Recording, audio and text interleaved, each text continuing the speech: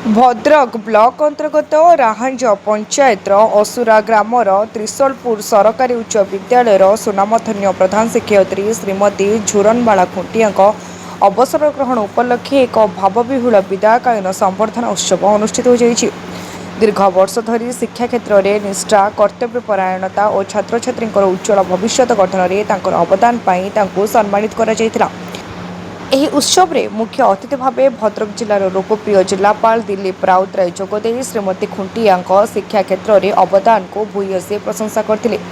ସେ କହିଥିଲେ, ଜଣେ ଆଦର୍ଶ ଶିକ୍ଷକ କେବଳ ପାଠ ପଢ଼ାନ୍ତି ନାହିଁ, ବରଂ ସମାଜ ଗଠନରେ ମଧ୍ୟ ମୁଖ୍ୟ ଭୂମିକା ଲିଭାଇ ନିଜକୁ ତଥା ନିଜ ବିଦ୍ୟାଳୟର ସୁନାମ ଆଣିବାରେ ସହାୟକ ହୋଇଥାନ୍ତି, ଯାହାର ଜ୍ୱଳନ୍ତ ଉଦାହରଣ ପାଲଟିଛନ୍ତି ଶ୍ରୀମତୀ ଖୁଣ୍ଟିଆ।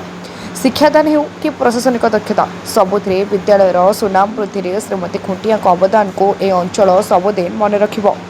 राज्यपाल पुरस्कार प्राप्त प्रधान शिक्षक तथा समाजसेवी भागीरथी नायक सभापतित्व में अनुष्ठित यह कार्यक्रम में भद्रक ब्लॉक शिक्षा अधिकारी श्री चक्रधर मल्लिक सह शिक्षा अधिकारी गयाधर बेहेरा, अमृत दर्शन संपादक पंडित संग्राम आचार्य, वरिष्ठ कलिंग टीवी सांबादिक नरेंद्र सामल, अवसरप्राप्त प्राध्यापक ब्रजमोहन मिश्र उपस्थित रही श्रीमती खुंटिया कर्ममय जीवन, तांकर शिक्षा प्रति निष्ठा और मानविक गुणावली संपर्क में आलोकपात करथिले।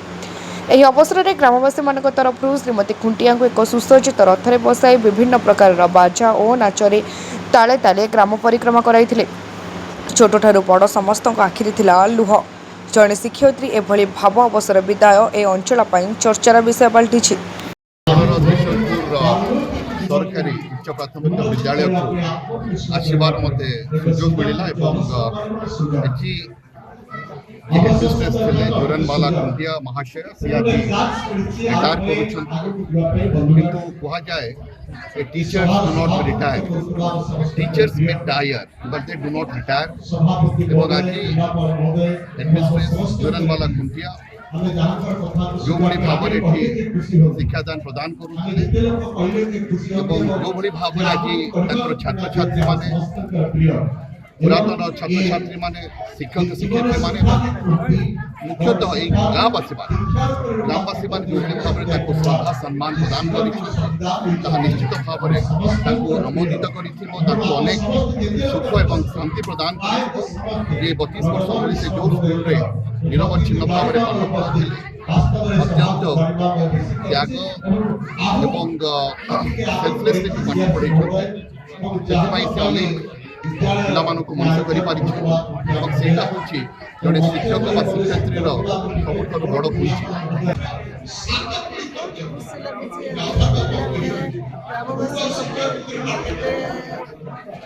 आयोजन कर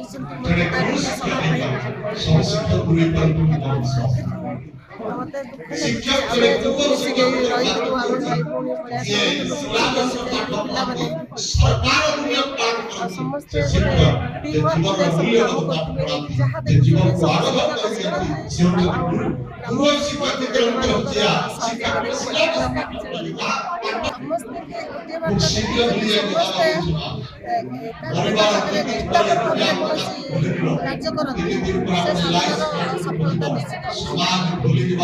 भद्रक पुनील कुमार सामंत रिपोर्ट तीर्थक्षेत्र लाइव।